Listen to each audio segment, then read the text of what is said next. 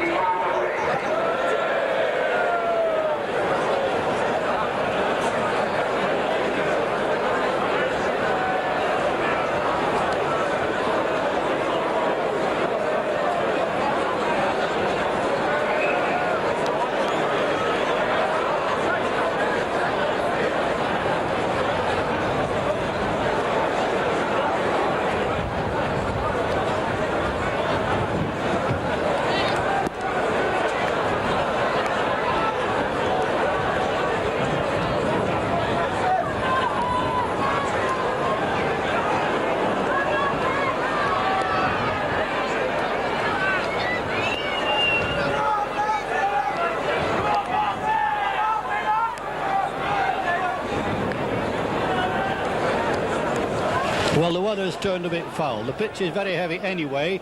There's a cold breeze blowing from left to right, and it's just beginning to sleet as well. So it's going to be very difficult for the players as Widnes start with a kick towards the Bradford line.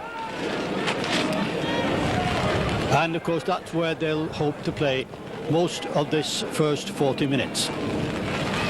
But Bradford it is. Kelvin Scarrett, the big number 8, ploughing in there. And Bradford relying very much, of course, on their forwards. Brendan Hill it was there. This lad they signed from Leeds, and he can be so effective if you don't quite get him in the right place.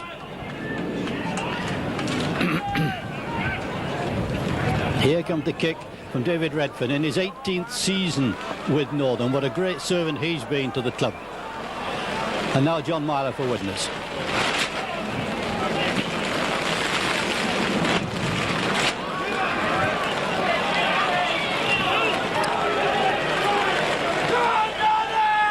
Paul Hume looking for the support, or David Hume rather, looking for the support that wasn't there.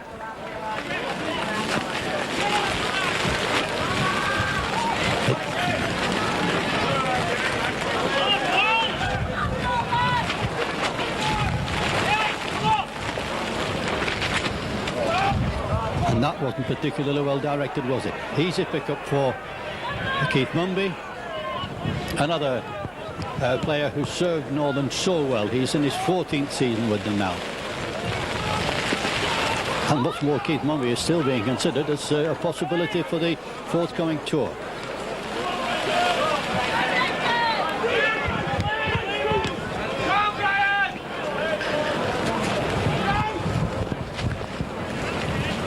There's the run around. Carl Fairbank, one of the 5 footballing brothers, son of Jack Fairbank, who played for Leeds a good number of years ago. And Steve McGowan, the 6'3" centre signed from the Leeds Colts.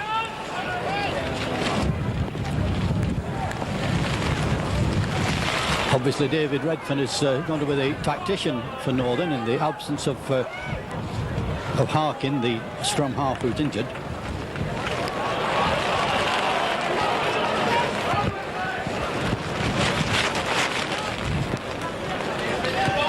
The conditions a bit difficult. Richard Ayres plunging through there. This lad who's so aggressive. He really is. He's the kind of person you have to nail to the floor before he's tackled. And Steve O'Neill seeming to run back to just where the ball was played there with no particular purpose in mind, as far as I could see. Here's Derek Pike, the ball handler, trying to fool everybody.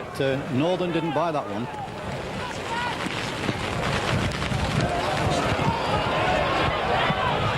And that ball swinging away there.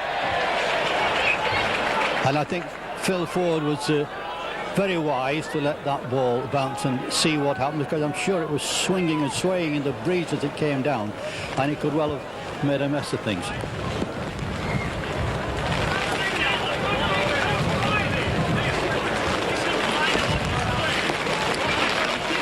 The referee instructing that he wants them square, to go in square.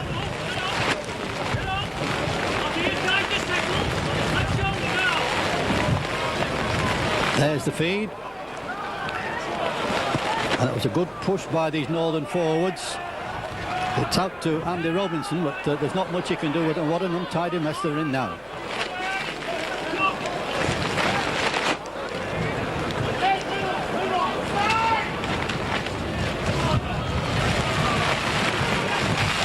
Stewart is the link man there, the Bradford stand-off half.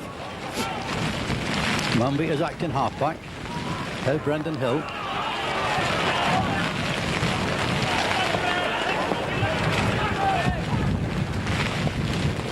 And the weather really has turned nasty. Only it could have held off for an hour and a half. I'm sure the spectators and the players would have appreciated it.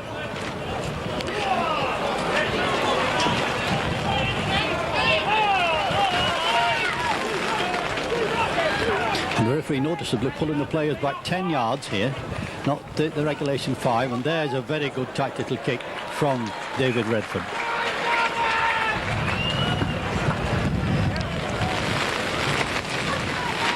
And Northern have brought quite a few supporters over the Pennines with them, so the players will be short of encouragement.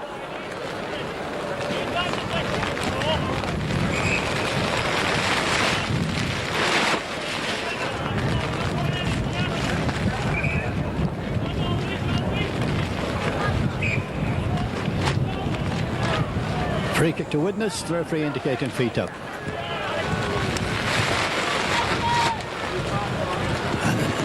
John Myler, who this lad always comes out practicing before a game. He'll be on the pitch about 2 o'clock with a kick-off at 3, practicing his kicking.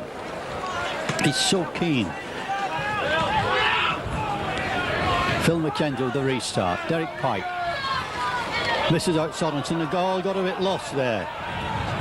Yes, he bounced off a couple of tackles, but it didn't get him very far. He's still got the ball around, but it's bitty. It's not really organised at all at the moment. Now is there a break? Oh my goodness, it looked as though there was a break, but the pass went adrift.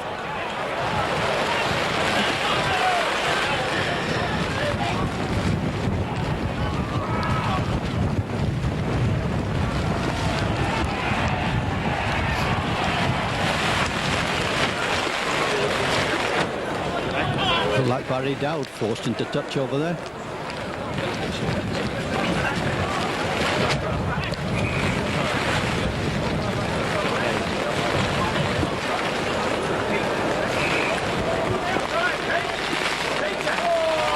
My goodness, that came out very, very quickly, didn't it? So it's Mumby who's linked up. At least he kept the ball moving. Now can Bradford make something of this? The Fire has to retreat to take his wingman. It's Phil Ford, one Great Britain wingman against the other.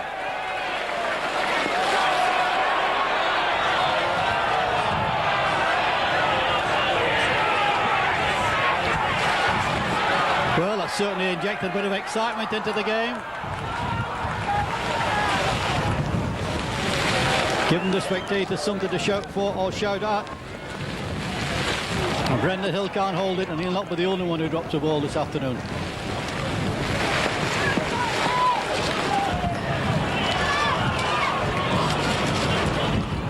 Out it goes to Thackeray, trying to bring him into the game, but Northern waiting for him. Now Sorensen, a long ball here to a fire, give him a chance to run. They didn't have the time to move. Back to Sorensen. Now can Widnes keep this ball moving? Well, David Hume had a lot of his players out to the right, but he chose not to let the ball go. Shearer, a long ball out there. And Shearer playing left centre today. That must be about the 5th position in the backs that he's occupied since he came to Widnes.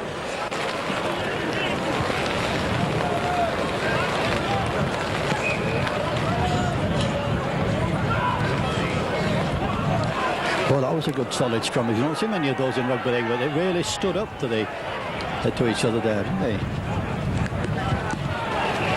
So most of the attack coming from Northern in these early minutes. Well, that turning ball was lost.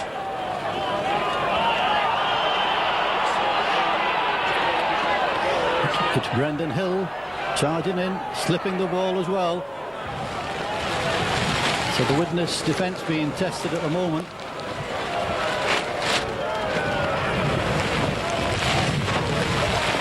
And of course any score here could be very useful, because the conditions, I think, are only going to get worse. So can Widnes break out of this lot that Northern seem to have on them at the moment? Tony Myler, Steve O'Neill. Oh, it's a good break by Derek Pike. Can he get his bottle pass it? No, he couldn't. Just lacking that extra yard, and it's Northern coming away. Noble onto Ford.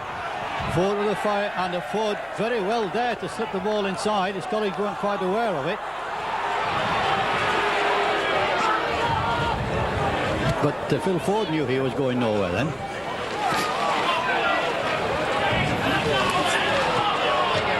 And it's McGowan running straight into Sorensen there.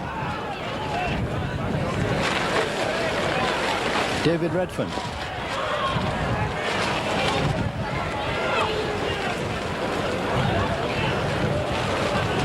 And Widnes having to withstand some early pressure here.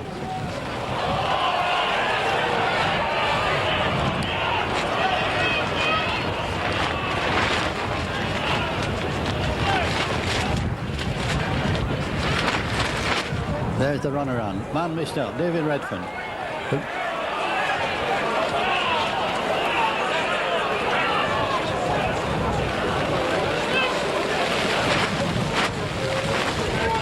Fire's got to cover this. He picked it up very nicely indeed. It's a good job he did.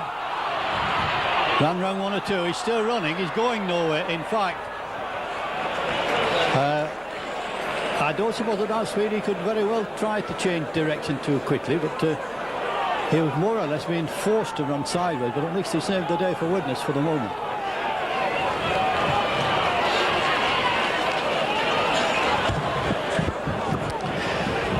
Well, under the conditions, I would say already this is quite a good game of rugby, and what a good clearing kick that is from John Myler.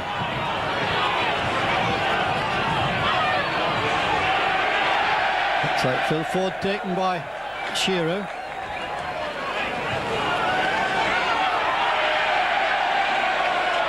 And there's no way through for Keith Manby either.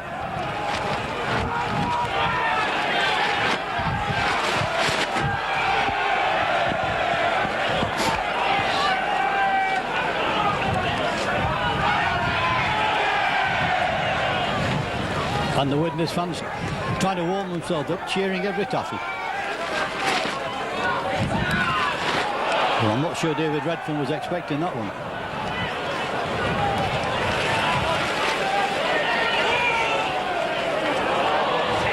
Now, will the referee wipe tackles away for that? I hope not, because it wasn't deliberate there. Certainly wasn't deliberate. The person to whom it hit is suffering a little. I think as Sorensen decides to try to run his way through far side, but Barry Dowd, I think it was, couldn't hold the pass. And I think perhaps they were concentrating more on the injured player, hoping that they weren't going to cause him any problem by trampling on him. Certainly, I thought that was the case where the referee might have stopped the play to make sure that the player who took, I think it was Paul Hume that took that knock, just to make sure that he didn't suffer any damage from other players.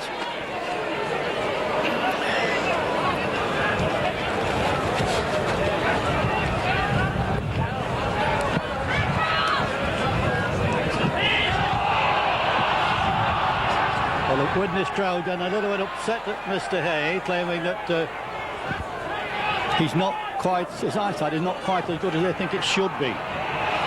And that's perhaps Brendan Hill at his best, when he takes the ball on the move so that he can use all his strength running into the opposition. Well, it's mostly Northern at the moment, running very well indeed, and really testing this Widnes defence.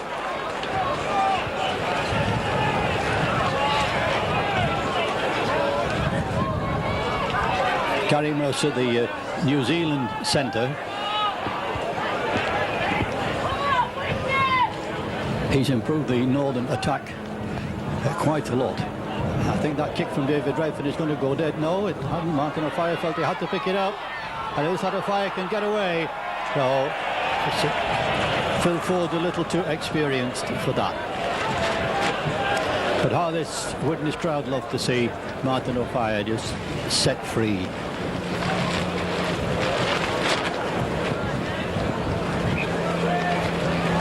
Well, they've got a quarter of an hour gone, and certainly Northern have had most of the play. Out to Northern again. Chances here, they don't get mixed up. And it's McGowan changing direction, but running into the Widnes pack as it broke up.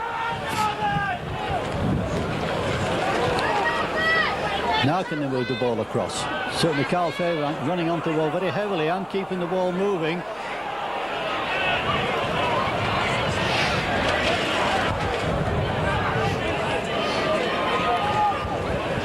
And I think the sleet for the moment, mercifully, seems to have eased off. Double switch there, and has it caught the Widnes defence napping? Not quite. Could there be a drop goal attempt coming up here? Every point in conditions like this is valuable. Now, to the left.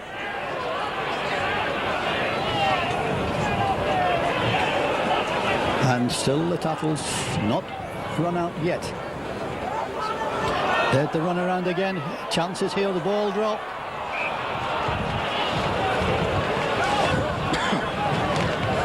Relief for Widnes, and it will be David Hume, of course, to feed the scrum.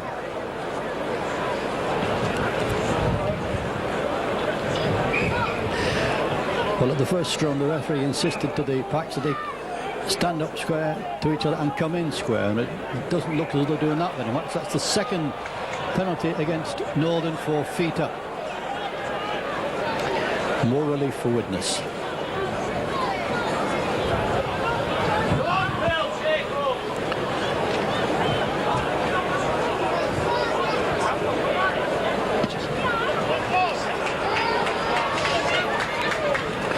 No question about that one finding touch.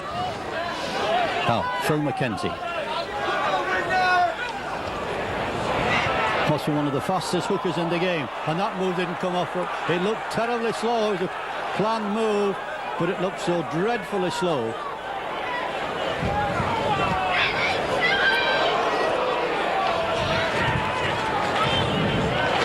That was Wayne Heron having to juggle with the ball.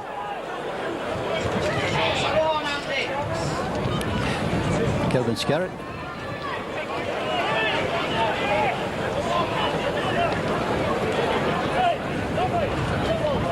And at the moment, Bradford certainly letting Widnes know that they're in a game. There's the ball lost. Yes, Brendan Hill in his role as playmaker, trying to take on a couple of the Widnes defenders and still slip the ball. Because when it comes off, you're brilliant. When it doesn't, well, you're something like of an idiot. And now it's quickly out to Widnes, and it's John Myler having to take the brunt of the attack. Tony Myler, we haven't seen Tony get one in one of his runs yet. My goodness, that could have been an interception there. Can they Widnes attack now and a kick and chase? Now we'll see who's got the speed. Tremendous race here, and it looks as though Thackeray could win it. A brilliant pickup there by David Hume. Really set Widnes going. Want to play the ball quickly, get the ball out to colleagues. Are there too many of them? Can somebody get over? Oh, what an attack that was. A kick and a chase. The play suddenly switched from one end to the other. There's Shearer, the long ball to Sorensen. A long ball out to a fire. Now this lad's going to go into the corner, and there's his usual try.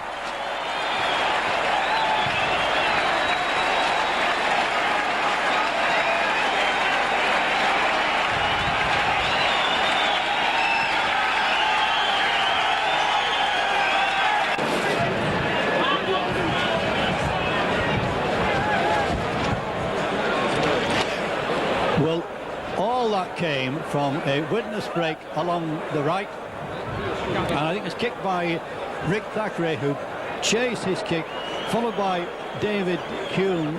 And I thought David Hume's pickup was brilliant. I think he did that because if he tried to kick it on further at the speed he was going, he'd have kicked it dead. So he ensured that Widnes got possession from the play of the ball. The ball moved out wide, and they'd drawn Bradford in so much. Phil Ford had to go chasing across field to cover a possible try by Thackeray or David Hume, and as a result, when Widnes switched the ball wide, Phil Ford wasn't there, and Martin O'Fire had a comparatively easy run in. 4 points to nil to Widnes, and John Myler with a difficult kick, a few yards in from this touchline. It's a very good effort indeed, but it's swinging them and catches it and swings it just wide.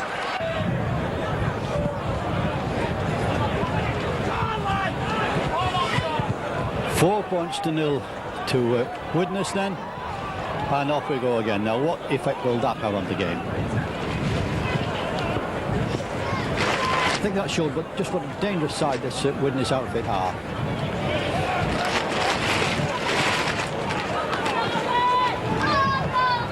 Steve O'Neill, half break here.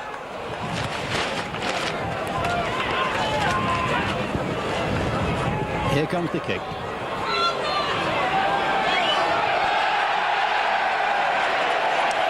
And Phil Ford again beaten really by the spin of the ball and the strength of the breeze, that he really thought he had that covered at one stage, and suddenly it was pulled right away from it, any chance of stopping it going into touch.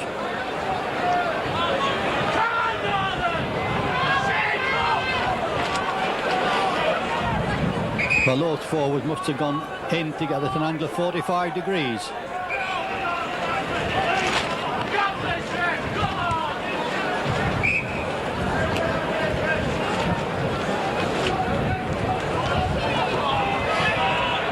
They were still not square on, were they? It would be interesting to see a long run by either Phil Ford or Martin O'Fire with the other one chasing. I'm sure it would delight the crowd. My goodness. Carl Fairbank really shifted Dale Shearer then, didn't he?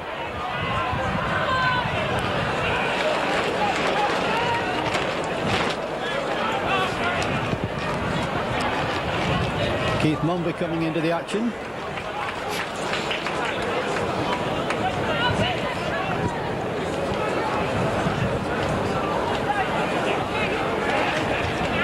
And David Redfern, I'm sure, in his 18th season is not going to be fast enough to crack this defence.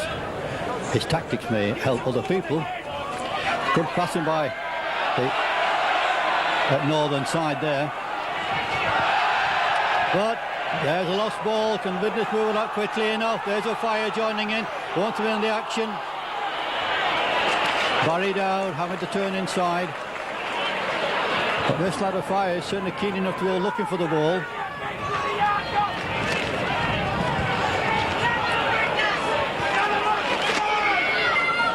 There's the run around. A long ball up there to Dale Shearer. He took it very well, considering he had his back to the play.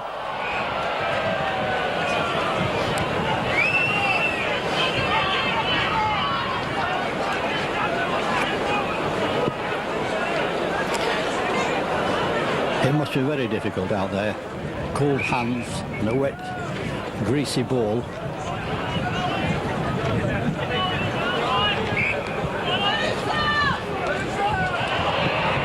Well heeled by Bradford, the powerful forwards are certainly making plays. Mumby evades a couple of tackles. Gets it up. The Ford held out very well indeed.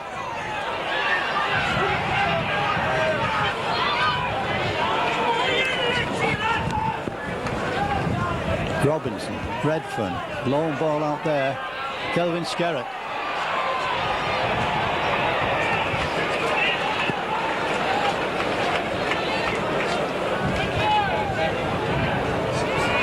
Noble turning it inside there to Fairbank.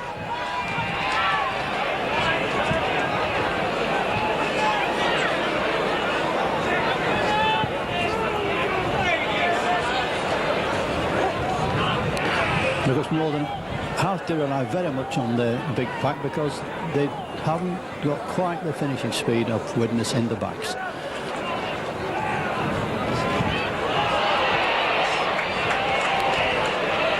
Widnes back in possession.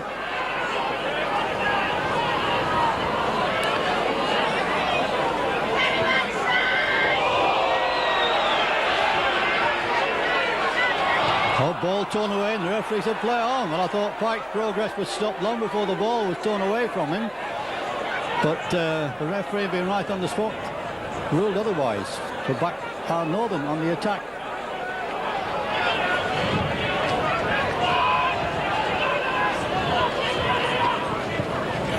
Now that was a single sweep. They worked the double one before. But Skerritt, my goodness, he made a good hard tackle there, but they're still having difficulty getting him down. Bodies flying all over the place at present in this defence. Turn inside with Carl Fairbank. The Widnes defence equal to the task at the moment.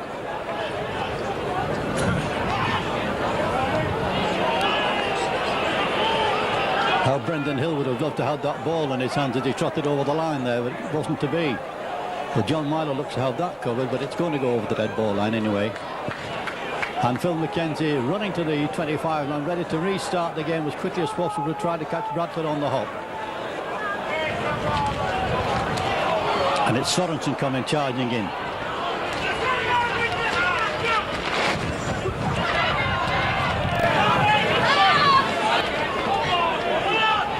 Pike, the ball shot away from him there.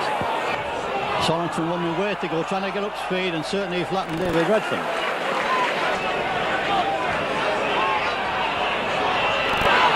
And it's Paul Hume flicking the ball. Shearer following the ball all the time, looking to use it, get it away as he does. Phil McKenzie wants to get a fire away, and he can break himself. A very good break indeed by Phil McKenzie there. I was saying earlier about this lad, he must be the fastest hooker in the game. Must be the only hooker that's also played at stand-up half. Now with this moving the ball across. But David Hume tries to make a break there, and Steve O'Neill following through very well. And there's a beautiful try by Paul Hume. And still these children rushing onto the pitch when the Widnes player scores. So much afraid that one of the children or even one of the players is going to get injured. Well, that started with this break by Phil McKenzie. He would like to have made the opening fire, but it wasn't to be. He went on his own, made the break, set Widnes on the attack, and then Widnes just simply bamboozled Northern with passing and backing up and switching. And it was Paul Hume who went right under the post and gave John Myler no problem with the conversion, and that really sets Widnes on their way. Almost half an hour of this game gone, and Widnes leading by 10 points to 0.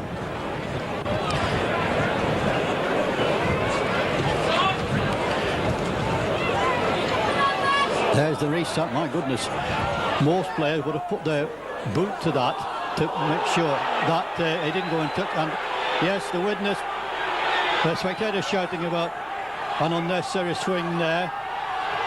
It's Kelvin Scarrett being brought out, but the referee saw it and the touch judge saw it, so I don't think there's any need for the crowd to remind them.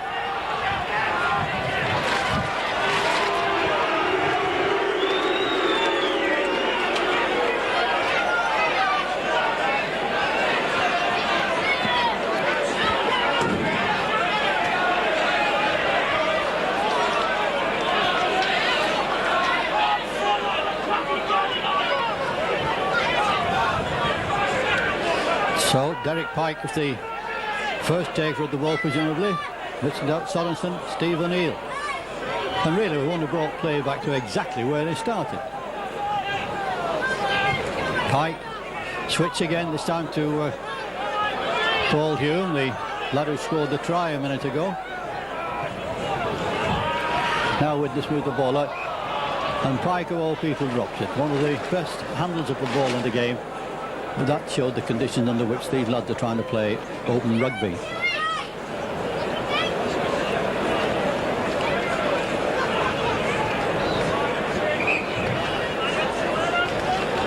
Well, the open side prop forward surely can't be locked there.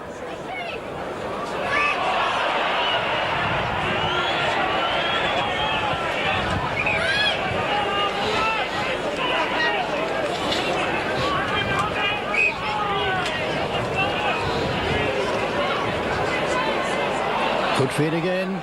Rather slow. They made a mess of that one. It's going loose on it. Widnes in possession. Well, that won't do Norland's confidence any good.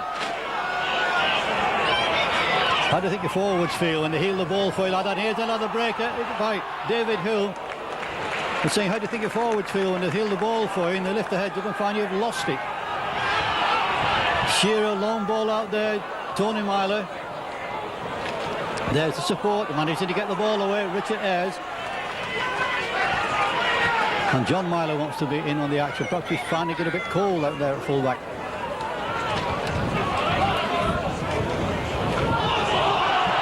How John Myler threaded his way through there, I don't know. Mackenzie. Pike flip there, beautiful. And a kick for the line. It's going to go dead, I think. Yes.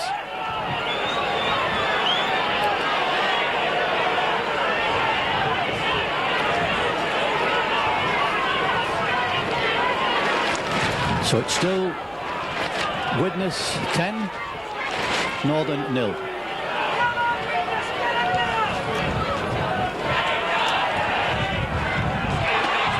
What a good strong break that by Kelvin Scarrett. Held on that fraction too long. He had his colleague Noble with him, but he didn't realise how near the Widnes tackler was behind him.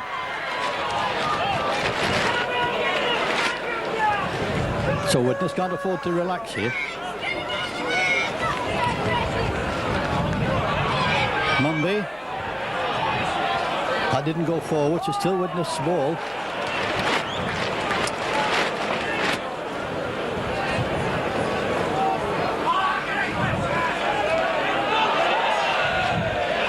Yeah, Wayne Heron trying to step up his inside foot there, and away he went.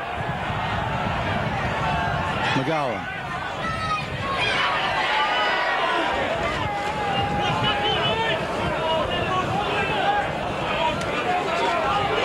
Phil Ford making a run. Well, I'm not sure whether Phil Ford really meant to do that. I thought he was going to put in a kick possibly for the line and chase it, but whether the ball slipped out of his hand or whether he himself slipped, I don't know, but certainly robbed Widnes of the handover.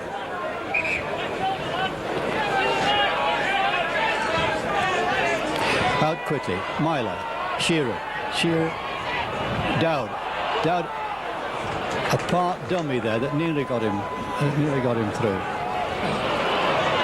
Richard Ayres.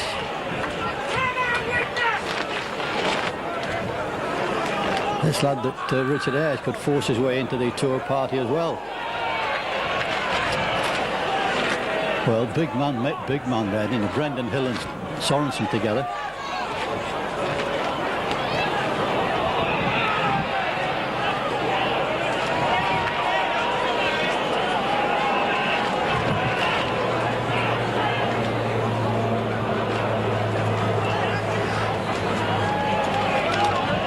Keith Mumby, will he give Roger Simpson a run? In fact, he does.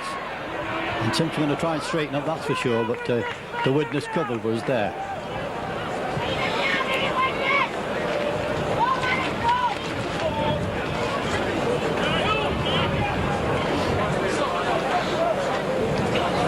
And Brian Noble can't be the fastest hooker in the game either, can he?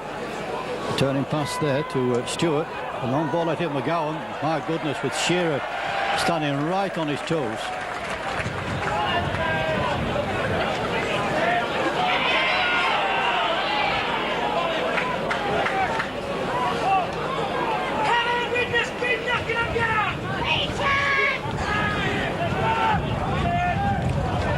Now, was that ball touched? It almost looked as though it was touched there. Fire taking it very well. Well, a very good tackle indeed there.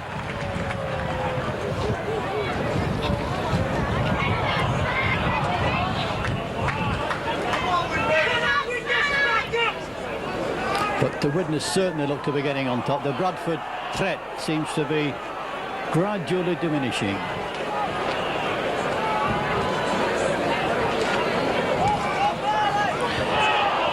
My goodness, Tony Myler took up a very good position there and almost got through.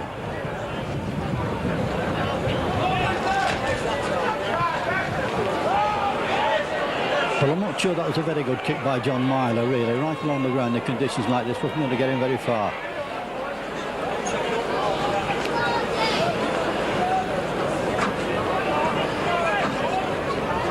Roger Simpson wanting a run himself. Can't get away.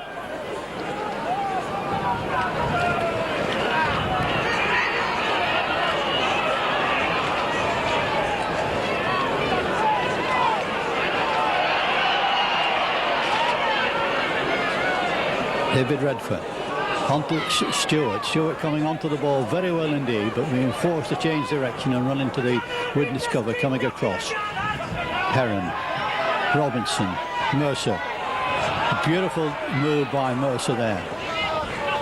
He stepped through very well indeed, particularly under conditions like this.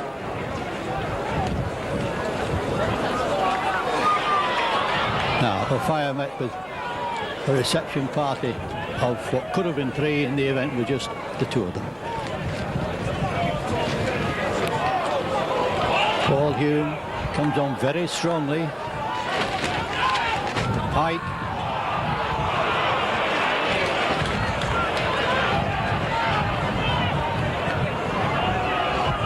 And Neil Sorensen looking for the half break. He wanted somebody on his inside there, and there wasn't anyone there. Quick play of the ball. Shearer. Oof.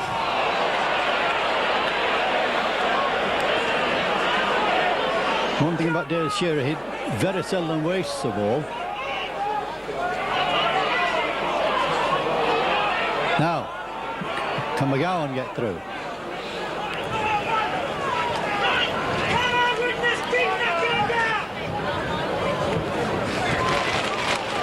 In goes Kelvin Skerritt again, another half break there to support. I thought the pass looked very slightly forward, but no real complaints about it. Redford. And it comes here. Well held by McGowan. Coming up to half time, and Widnes still leading by 10 points to 0. There's the run around. On comes Carl Fairbank. Wanted to get the ball away and eventually dropped it.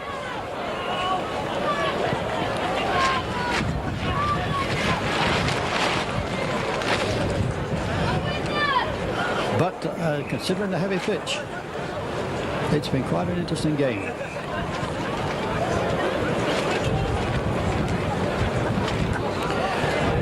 Quick across the far side. Tony Myler tried to make the quick back flip to Barry Dow.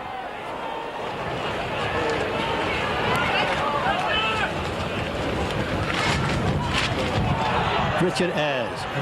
Good storming run by Richard Ayres there. Like a Widnes open it out. Now Pike bounced off one tackler. Can he get the ball? It's a long ball to O'Fire. Takes it beautifully, turning inside. Lovely pass to Shearer. And Shearer looks at, flicks it up. Brilliant try. My goodness gracious, you'll not see many better tries than that in the whole of this rugby league season.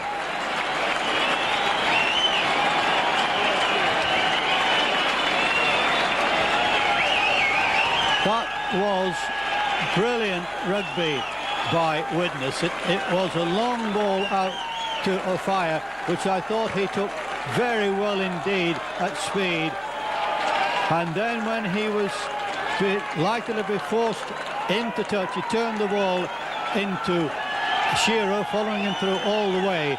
And Shearer, then virtually being buried by two Northern tacklers, flicked the ball very intelligently, hopefully I've no doubt, but it was a very intelligent thing to do, and O'Fire of course was there to snatch it and put it down in the corner for his second try, and this lad's total goes up and up.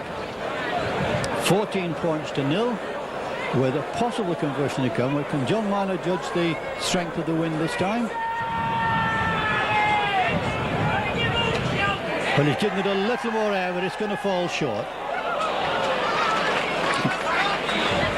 So it's 14 points to 0, and I make it just on half-time. But really, this lad, Martin O'Fire, who is still learning the game, and then incidentally goes to hooker for half-time, but this lad, Martin O'Fire, who's still learning the game, seems to me to be learning very fast. He loves to be in the game.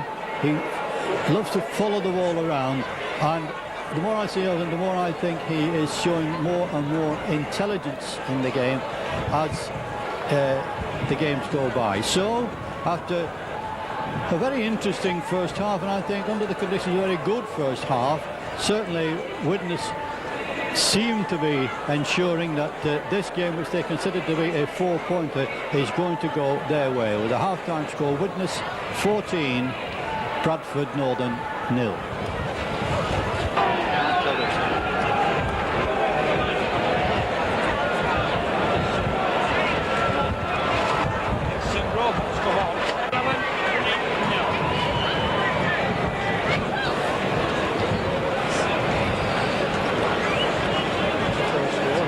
And so the teams appear for the second half. Widnes in this 14 points to 0 lead, and Northern have made a substitution. Neil Roebuck is on, not quite sure at the moment who he's replacing. Roebuck is on, I give him to understand, replacing Andy Robinson. And in during the half-time there, Martin O'Fire was presented with his international cap by the Widnes chairman, Ray Owen. So here we go for the next 40 minutes.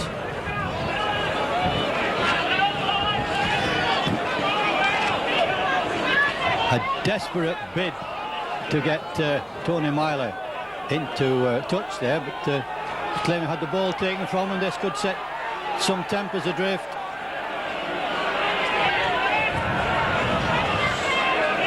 Well, he and Brendan Hill have had the words, decided to call it a day for the time being anyway. Mercer of Northern looking at, although he's the kind of player you mustn't give him too much room. He can be very elusive.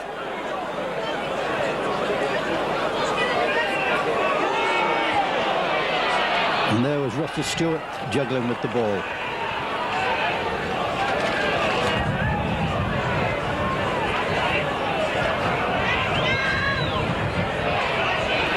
Good tackle by Dale Shearer there.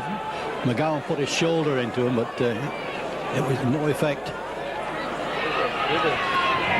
Kevin Scarrett bouncing Derek Pike out of the way, and Widnes have brought on Mike O'Neill. There you go, Fire, setting off for a run. He's going to come right across the field, I think, but he's not going to get very far. Again, we're just trying to figure out who Widnes have left off.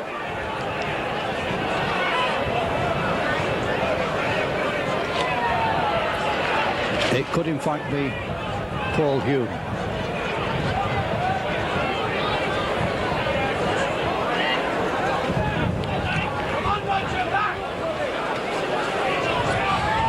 Now Mumby with Simpson inside him, but chose to ignore Simpson altogether.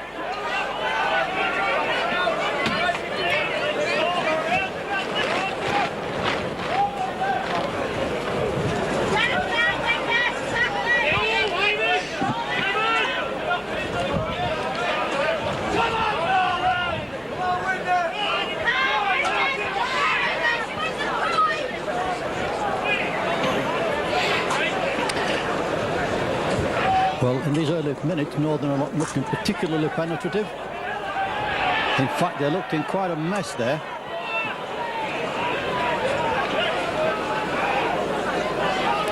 Now, Kelvin Skerritt. Proving a handful for the Widnes defence, isn't it? In fact, it wasn't. It was Brendan Hill, wasn't it?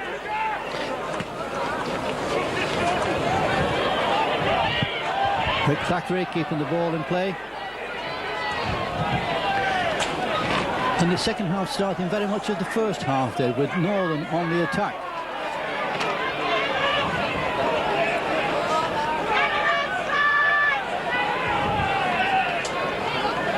Oh, Sorensen. This a block-busting run? No. Derek Pike. Now there's a chance. Sorensen onto David Himo, flick back inside. It's Tony Mile wondering who to give the ball to. And everybody seemed a bit puzzled for a second or so there.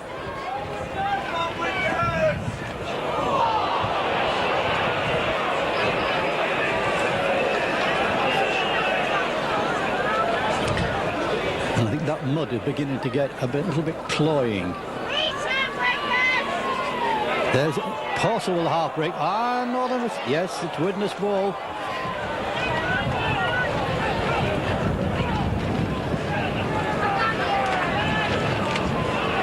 David Hume out there, Sorensen. Sorensen, it's short ball there, meant for Mike O'Neill, but they're not quite timing these right.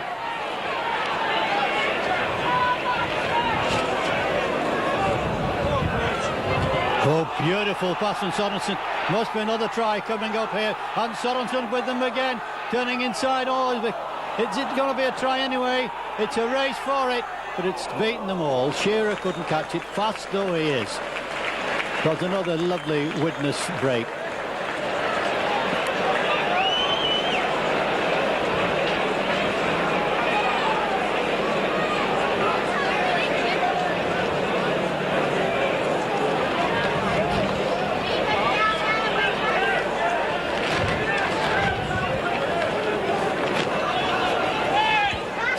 So it's Northern not making very much headway. And not making any inroads at the moment into this 14-point deficit.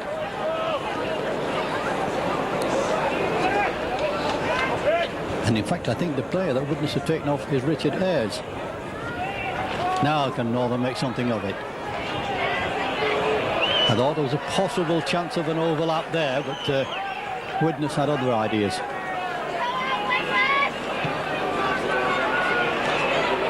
There's a very good tight little kick by David Redford.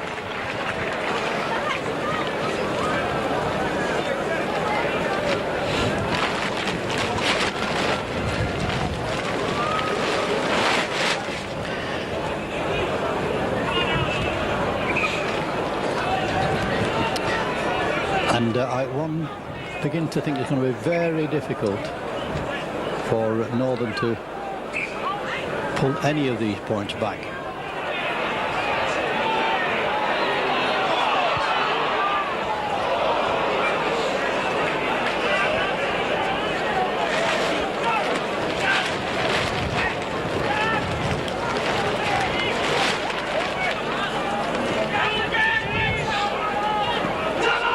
it isn't Richard Ayres that's been substituted either. Richard Ayres is there, and it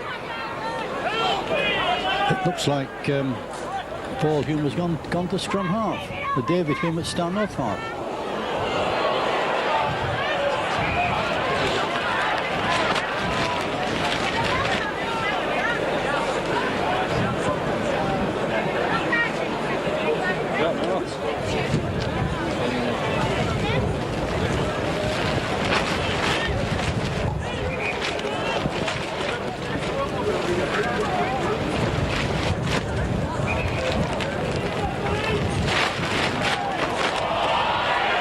Well, that scrum was a bit of a mess, wasn't it?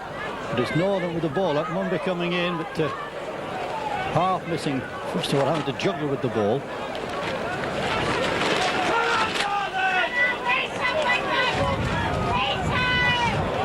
Roebuck turning it inside.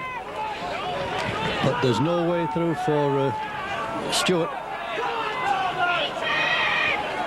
A long ball out, but it had to be taken by Roger Simpson, and he's going to be forced into touch, but the toucher says no, and in fact the touch judge is right.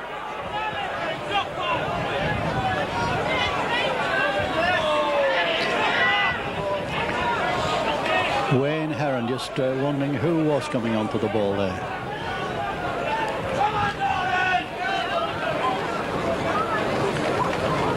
Redford looking for support. It's so delayed that Widnes are easily able to cope with any move that Northern are trying to make. Rover, kick, change direction. Several Widnes players under it. Thackeray took it very well indeed. It looked at one time as though they were going to get a little bit confused.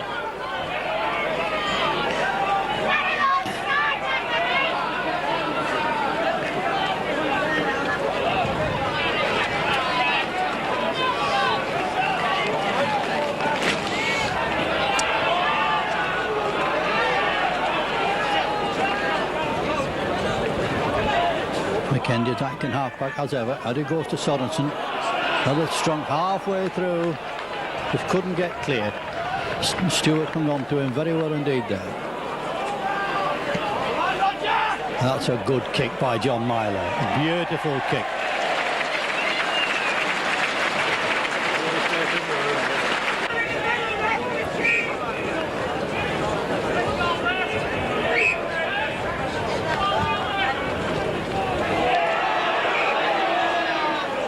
I thought the referee wasn't going to let that go. He's blaming Widnes for feet up.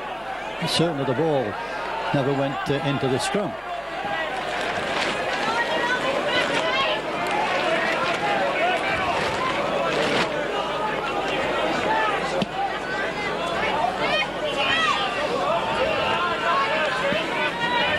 Halfway line, what can Northern make of this? Kelvin Skerritt wants it.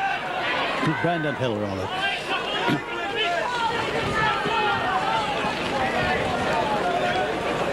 Now it's Kelvin Skerritt's turn.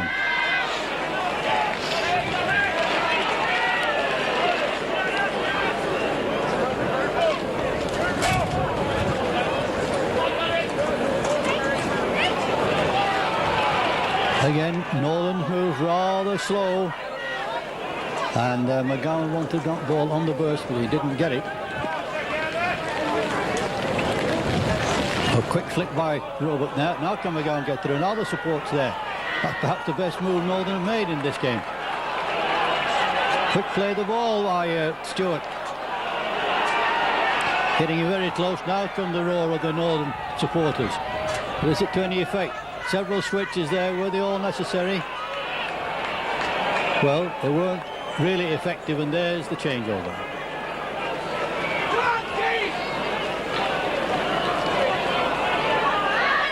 And this play the ball, remember, it doesn't count in the 6. Now we start at 1.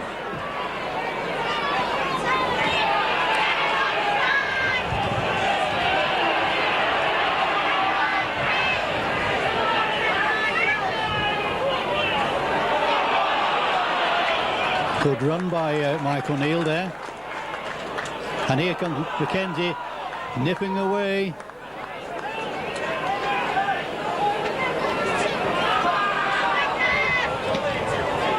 There's the kick again, driving Northern right back. So it's full forward, faced by a fire. Mumby.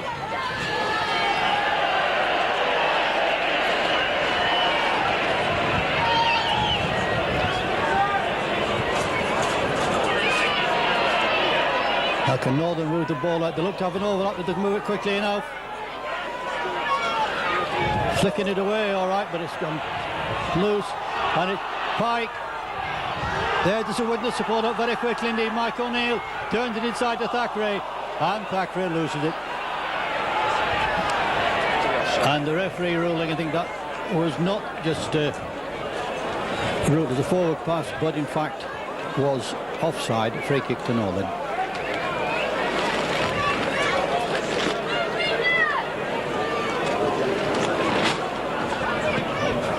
Mumby making no tremendous effort, just making sure that the ball goes into touch.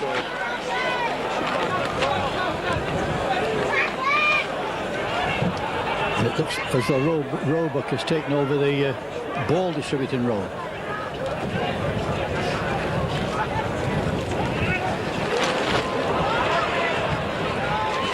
Well, Brendan Hill got the ball away to Noble, but Noble not quite fast enough to do anything about it. It's still loose and it's Widnes back in possession.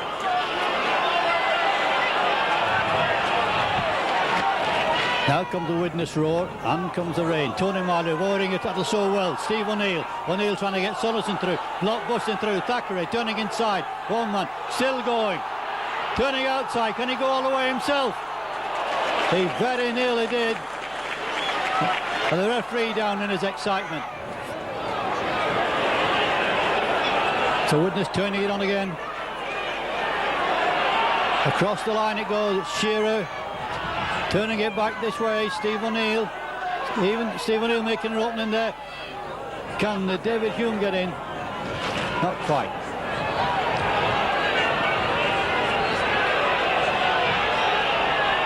This is the last tackle. In goes Shearer.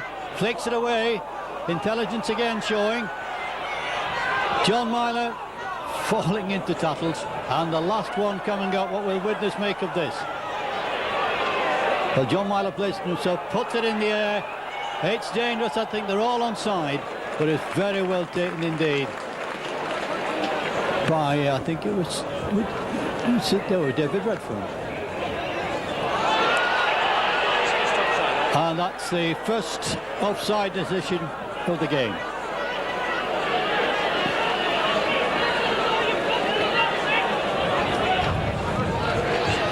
Of shouts coming from the far side. Some of the Widnes supporters are not too pleased about it. Well, they wouldn't be, would they?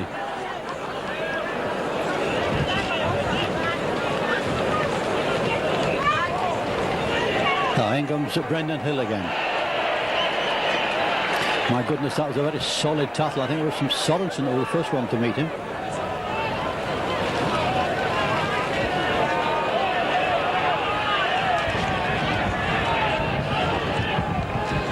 Well, Northern are seemingly trying various ploys, but Widnes at the moment alive to all of them.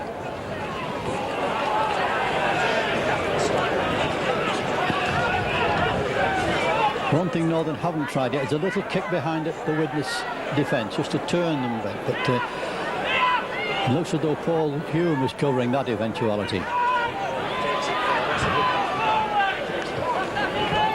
And that's the last tackle for Northern, and the sixth one coming up. Oh my goodness. Mumby, I think, we wondered what was coming at him there. Oh, brilliant sidestep there by John Myler.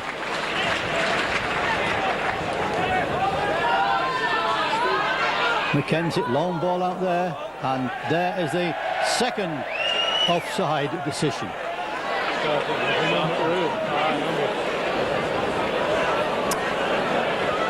Perhaps the referee just remembered that there is that rule in the book. I haven't noticed many players being offside, either Widnes or Northern players, until now. But it's Widnes on the attack.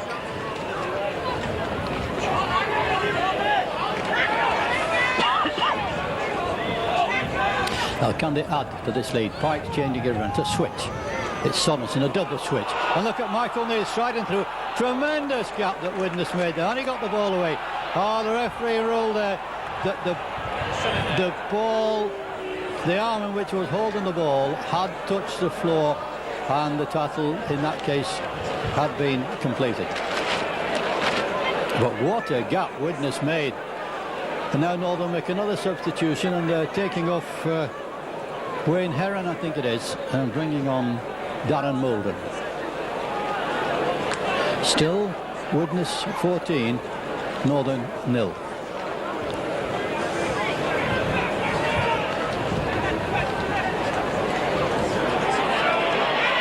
Oh my goodness, he tried to slip the ball underneath it. Umpteen people have missed it. But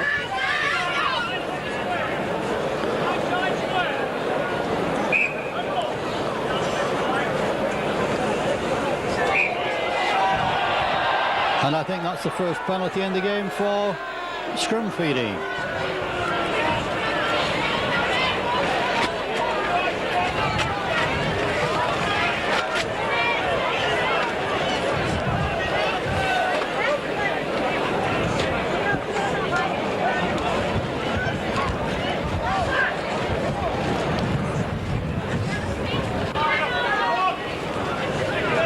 Good switch by Redfern. Off the roll up. And there, I think,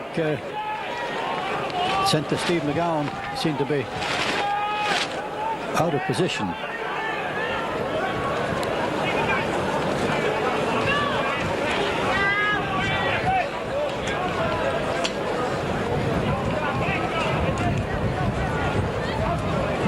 David Redfern. A kick for the corner. Will it go into touch? No, the referee said it went behind the corner flag. Touch and go.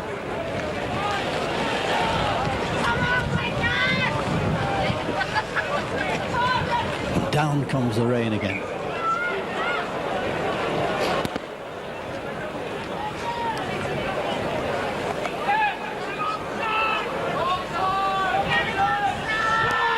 Switch here to Steve O'Neill. Didn't get Widnes very far. And comes his brother Mike.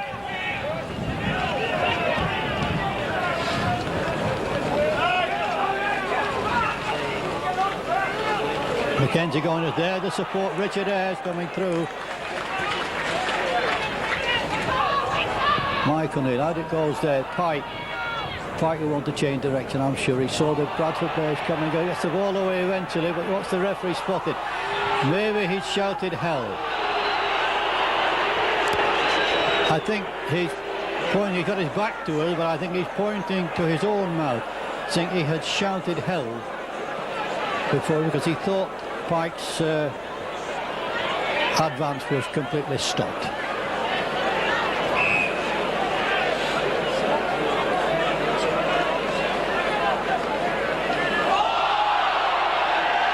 And there, the second scrum penalty of the game.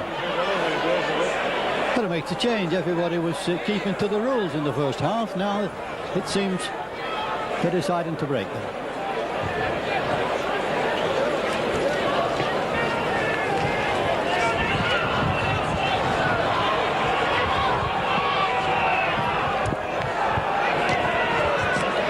Now what's this Widnes lineup? And Rover looking miles offside there. But whatever it was, Rovers, it was Northern, I'm sorry. Where did I get the name Rovers from?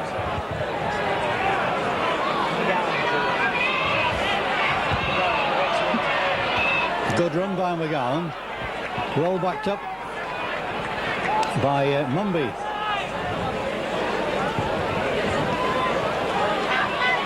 Redfern, long ball out here to Mercer. Mercer finds Simpson, tries to give him a run. Simpson at least tries to stay in play, but can't make it, despite all the efforts of Mercer as well.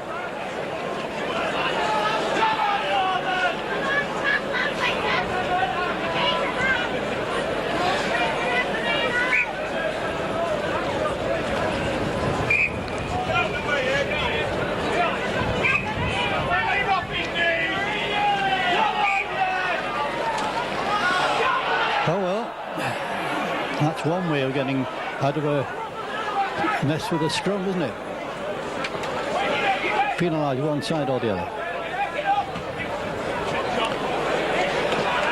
Good kick again by John Myler. He hadn't much room, 10 yards from the touchline, kicking with the right foot.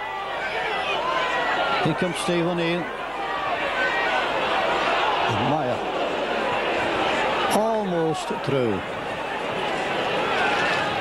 Pike, Sorensen stepping inside there. Brilliant run by Sorensen. There's the support again. John Marlowe following him all the way. And that had to come, this partnership between Pike and Sorensen at times proving devastating.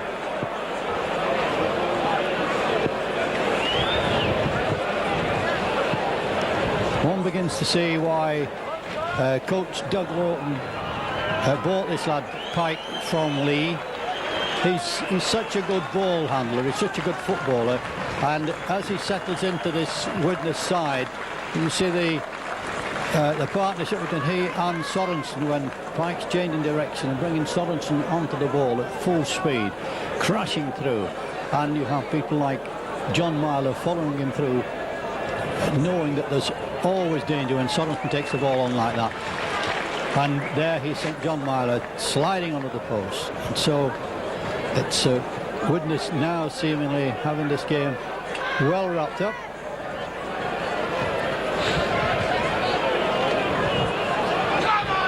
And it's Widnes 20, Northern 0.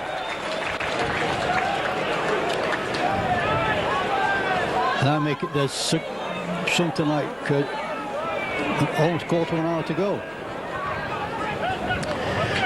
So it's quite possible that the Widnes will add to the total before this game's over.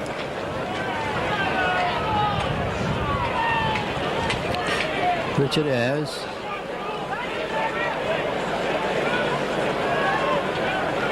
Mackenzie, Pike. Flicks the ball out there, Steve O'Neill.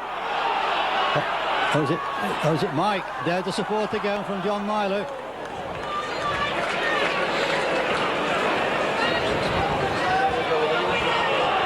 Mackenzie. Go again.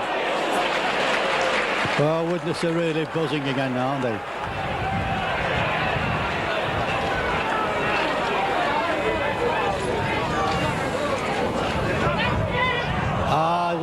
Very well anticipated there by Carl Fairbank. Roebuck. Redfern. Wanted to try and make room for McGowan.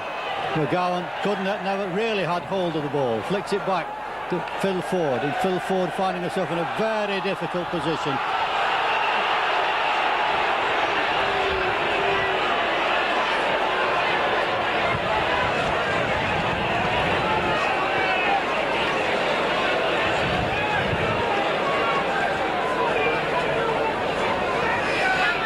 Some of these Bradford Northern passes are not particularly well directed at all. Well, Phil Ford just managing to stay in play there.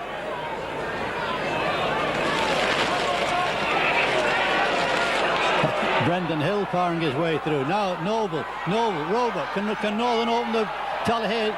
They can't indeed, but the referee rules that ball did go forward. But one of the very few times in the game that Northern have looked really threatening. Trailing by 20 points to 0. So the 6-point gap which separated these teams at the start of the game is almost certainly going to be widened.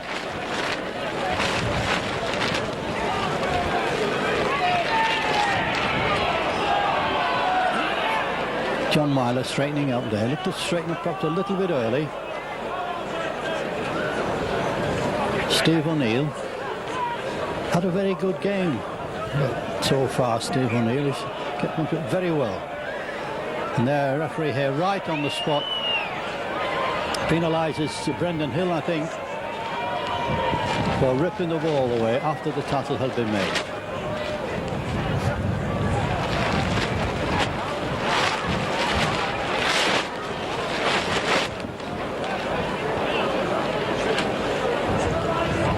Shearer to kick for touch.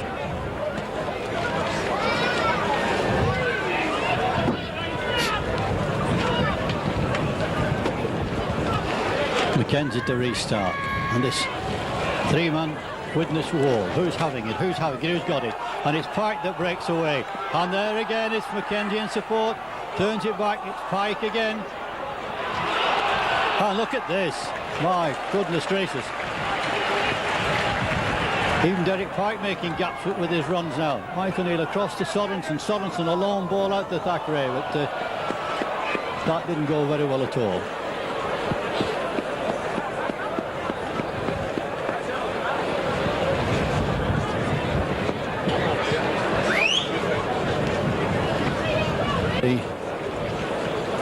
The last 10 minutes or so of this game, and Widnes well ahead.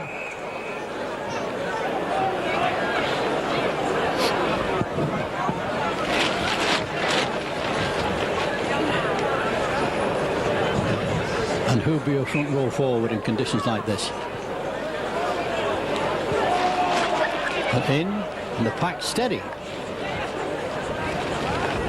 There again, Mumby had to wait for that ball. It didn't really come to him as he would have liked.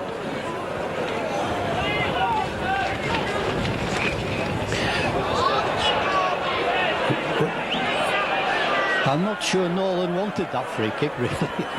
I think Gary Moose is a little disappointed that the referee has given them a free kick there, because they looked to be likely to gain much more ground as they were running with the ball.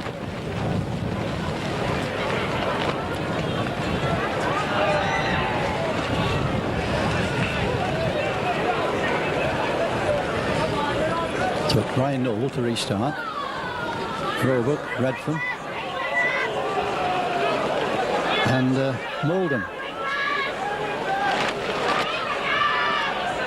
Brendan Hill.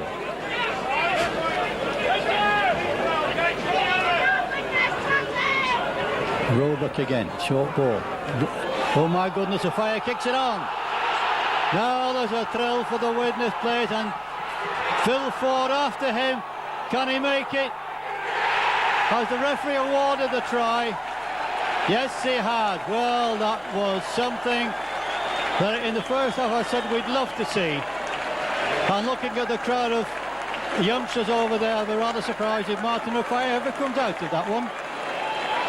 That's something the crowd have really wanted to see. Two speed merchants in contention. Two Great Britain wingers in contention. And what happened? The ball was dropped by Nolan inside the Widnes half. O'Fire onto it like a flash.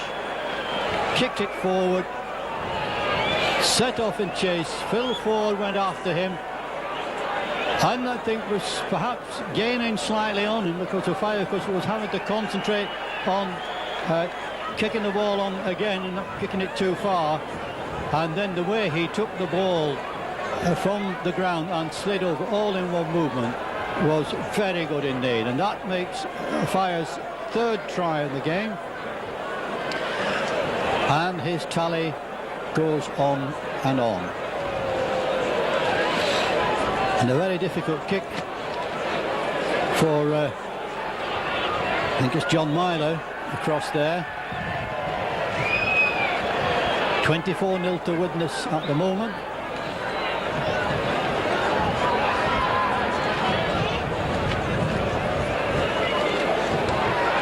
For the crowd to let you know, a great kick from the touchline.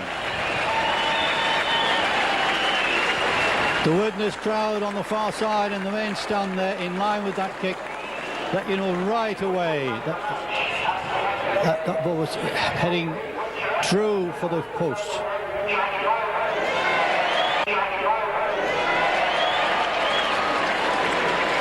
So it's 26 points to 0 to Widnes, and it's Richard Ayres powering into the 25 line.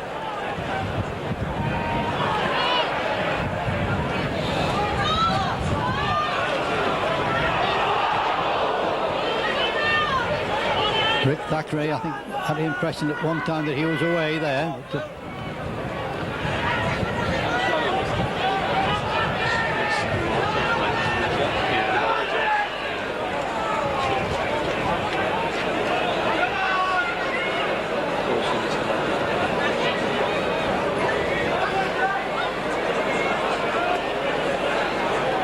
insisting on keeping it going isn't going to get them anywhere.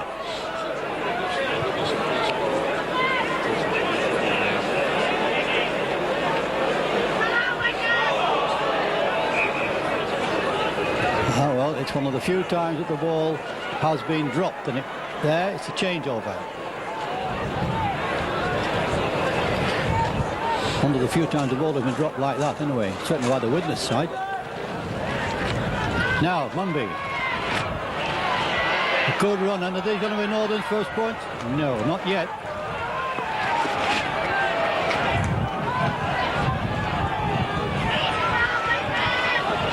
Can they make anything of it?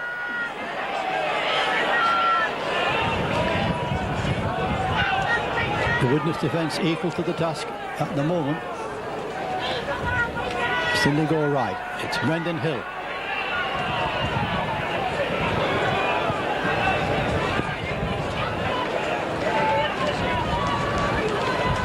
Roebuck, a long volley to Redfern. Redfern quickly out and turned back inside. I'm not sure it should have been there. I think Carl Fairbank was looking the wrong way there. But it's still Northern coming on hard. Mercer.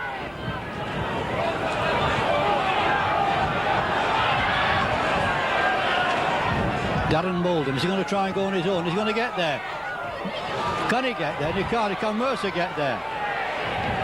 And the referee waved the tattles away. Northern have at least another 5.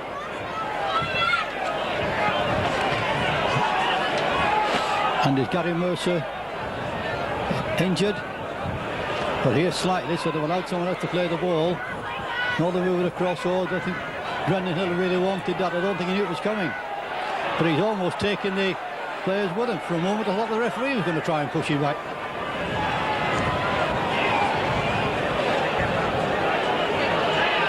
Well, this is the best spell of attack that Northern have had. Oh, my goodness. And it's ended, or has it?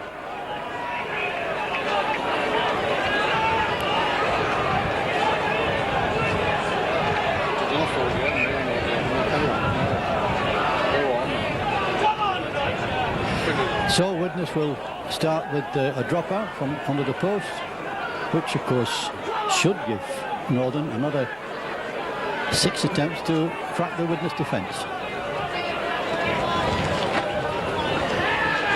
And it's Mumby with Mercer on his outside.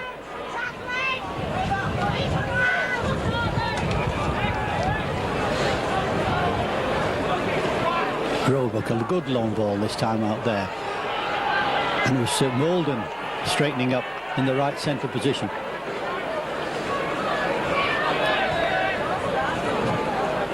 Again, oh, well taken indeed there by Fairbank with his intended pass. He wanted to get the ball inside, and as a result, he's dropped it. So can Widnes finish with a final flourish? We haven't got very long to go, and Sorensen's still going. There's possibilities here.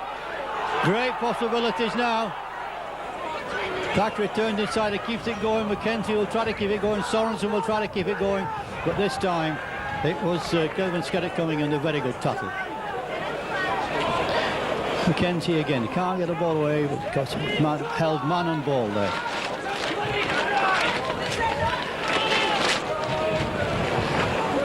Pike. Turning past to Shearer. Shearer evades one tackle, evades another tackle. High ball to Thackeray. Thackeray's got to kick ahead and chase it. And David Hume was offside. He didn't touch Mumby there. And the referee, of course, allowed play to go on. He's given Bradford an advantage there. Roebuck, Redfern with him, misses out Redfern, and misses out Mercer. That could have almost have been another fire run, couldn't it? This time it's Phil Ford. Running, not quite knowing where he's going, handing on there to Carl Fairbank. Roebuck again. Roebuck on to Skerritt. Certainly this is perhaps the best spell of attack we've seen from Northern all the game. Brendan Hill now with the Widnes defence holding. He might get very nearly there. Yes, in fact, Hill has powered his way over to open Northern's account. Well, it resulted from perhaps the best spell of attack we've seen from Northern all the game. And Brendan Hill, who'd been standing out of the attack for quite a while, decided it was his turn to come in. And when this lad takes the ball on the burst, very much like Sorensen, he's a real handful. Very difficult to stop right on the spot. He usually drags 2 or even 3 players with him. There his power took him over. It won't make much difference to the result of the game, but at least it will give Northern some satisfaction for all their efforts. And Mumby kicking for Northern in the absence of David Hobbs, who's still under suspension.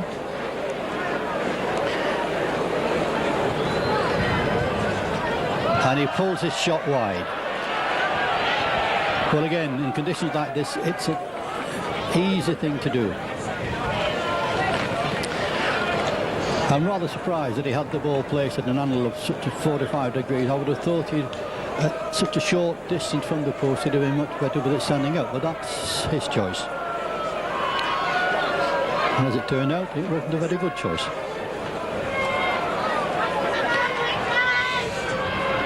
So the closing minutes, perhaps even the closing seconds of this game, and Widnes leading by 26 points to 4. Well taken that by David Bradford. Brings in Mercer.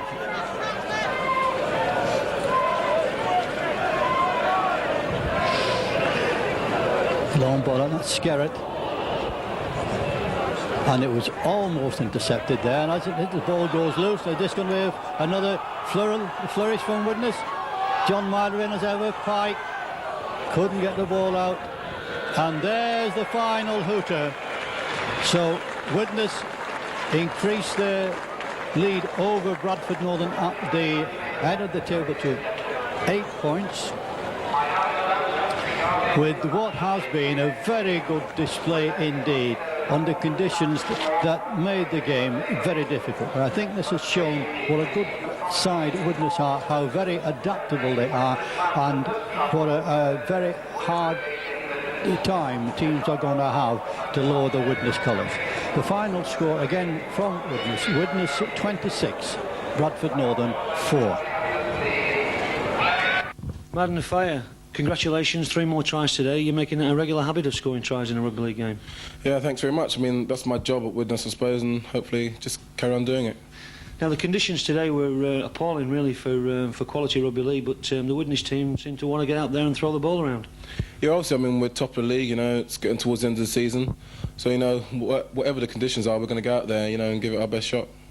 Now, you fitted in quite well with the Widnes team.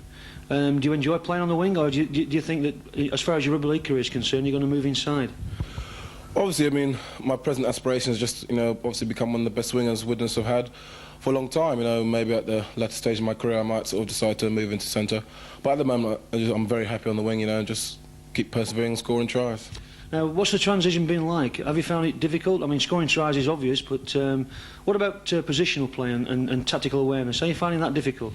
Oh, I'm learning with every game, even though I've played 20-odd games, but I'm learning with every game, especially defensively. You know, it's coming on, and, you know, positional play, being in the right place at the right time, you know. I have to do sort of less running because, you know, I'm in the right place. Now, you're scoring a lot of tries in rugby league. Did you find a similar kind of form when you were playing rugby union in terms of scoring tries?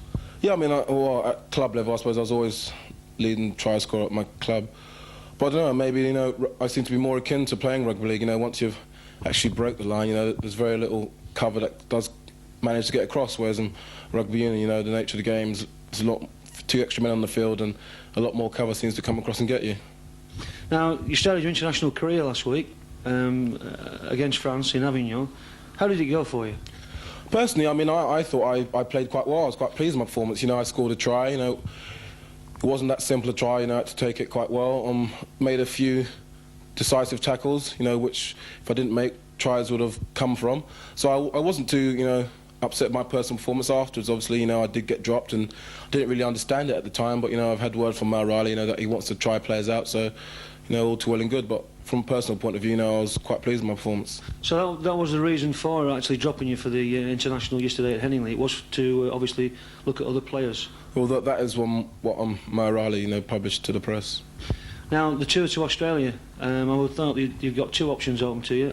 If you don't make the Great Britain team, will we see Martin Offiah running around on the Sydney football grounds this summer? Well, my ambition is, to be in Australia this year, with Great Britain, obviously, first and foremost, but if that doesn't arise, then obviously, I'll be open to offers from Australian clubs. Martin, congratulations for the try-scoring effort again today, and let's hope we can see many more before the end of the season. Thanks very much. Thank you. Brian Noble, a very disappointing result as far as you're concerned today, but really you met a Widnes team on form. I think we met a Widnes team lacking a little bit of juice, Peter. I think last week's game took a lot out of us, 2-0 defeat at Wigan. But all credit to Widnes, they backed up well in the conditions and they played some tremendous football, and we didn't really compete on their terms. Now, it was always going to be heavy going and there's going to be a lot of mistakes, but you played quite well for the first 25 minutes, even though you let Widnes in for a couple of tries. Well, I thought the first half we did very well. They made 3 breaks and scored 3 tries. The first one with the kick-over, unfortunate if you like, but all credit to Widnes, they picked the chances and took them. But I thought the first half, they made 3 breaks, came into our territory 3 times, and our defence didn't hold out, and we were 16-0 down at the interval, and it's hard to pull back there. You've got to play a little different sort of football, catch-up football, instead of sticking to your game. The players were trying to get a little bit keen, and it ran away from us in the second half. They played some good football in the second half. Now, how much are you actually missing Hobbs and Harkin? Well, they're 2 tremendous players, and you've got to miss them. And in a team when we haven't got a large squad, we've been, if you look through to us A team, we haven't got a squad in depth, and to win a championship you've got to have players that can come in, they're going to fill those gaps. And David Hobbs and Paul Harkin, I think it's fair to say, are our 2 linchpins, for want of a better word. The footballing that we play revolves around them. And we do miss them greatly, but having said that, if you're going to compete for a championship, you've got to compensate for players being out, and we haven't done today. We have done in other games, but today we haven't done. And as again, all credit to Widnes, they deserve to win. Now, you were 6 points. You were trailing by 6 points in the Stones Bidder Championship today to Widnes. You've gone behind by another 2 points today. Where do you go from here? Well, I think, to be honest, I think the goal at our club is we've got to consolidate and try and consolidate a top 4 place, and if not a top 8 place, and then go for the Premiership. We thought in our own minds that the Championship, albeit it was 6 points, if we'd won today, then we always cling to that. We play a game at a time at Bradford, and as I say, for us, we've got to consolidate a top 4 position and go for the Premiership. Because I'm sure when all our players back, we're a force to be reckoned with. We still need to go into the market, buy a couple more players, don't get me wrong, to improve that squad. And if you look at all the top sides, they've got squad in depth, players that can come in, adjust, different players playing other positions. Well, we're a little shallow in that respect. But once we get our players back and we get a squad about ourselves, I'm sure we're going places and going to be a force to be reckoned with. Now, as far as I'm concerned, I've seen Bradford play 3 times this season. Your form's as good as it was in '84 when you toured, in fact, captained Great Britain to Australia. How do you see your tour chances this year?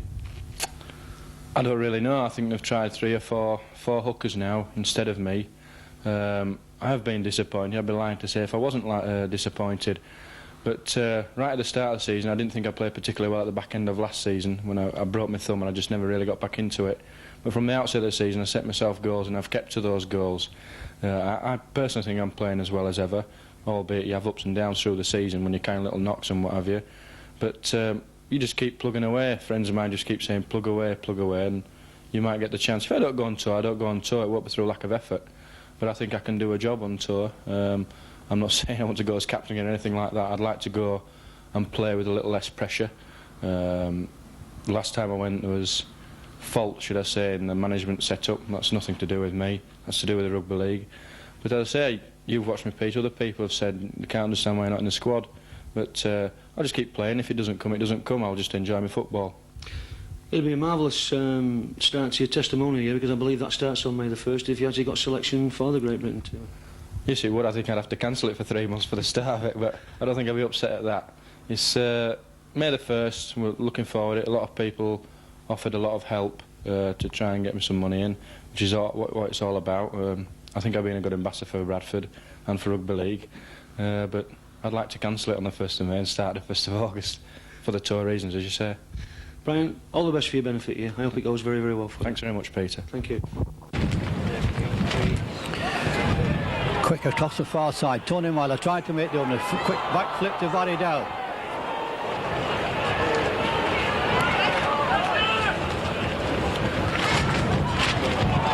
Richard Ayres. Good storming run by Richard Ayres there. Like a Widnes opened it out. Now Pike bounced off one tackler. Can he get the ball? It's a long ball to O'Fire. Takes it beautifully, turning inside. Lovely pass to Shearer. And Shearer looks at, flicks it up. Brilliant try. My goodness gracious, you'll not see many better tries than that.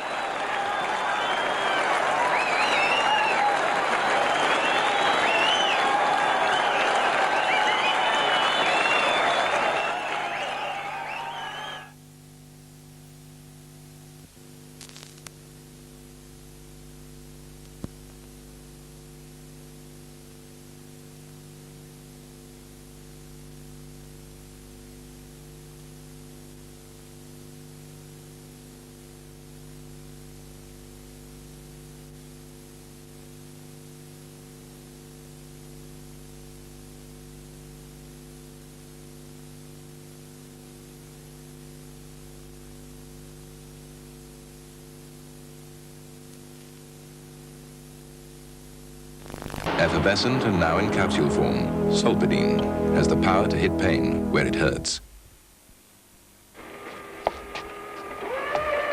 Morning, boss. You in a hurry? I need this little lot, and juicing quick. I'd like 500 juicing bricks, 100 juicing roof tiles, 20 juicing timber joists, same as last time. 1 juicing ladette, 2 juicing Kentucky doors, 3 Kentucky fried chicken. Sorry, wrong list. 10 15 mil copper tube, 1 juicing Georgian window, juicing sand, juicing aggregate, juicing plaster, 5 bags of juicing cement. Oh, and some stuff to make it juicing quick dry in. When you want the juicing lot, we'll give it to you juicing quick. Juicing? All right, boss. Right. Stage 2.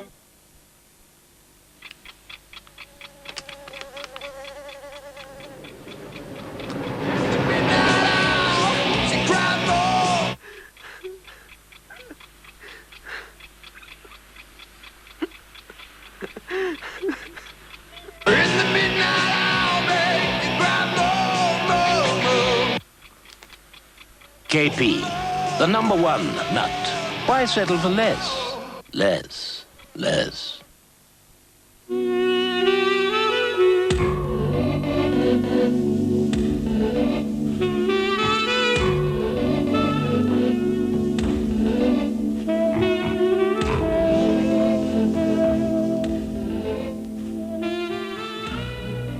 In a couple of minutes, Sports Week. Then tonight's late night music comes at 3:20 in the shape of this week's European Top 40. But first, the news from ITN.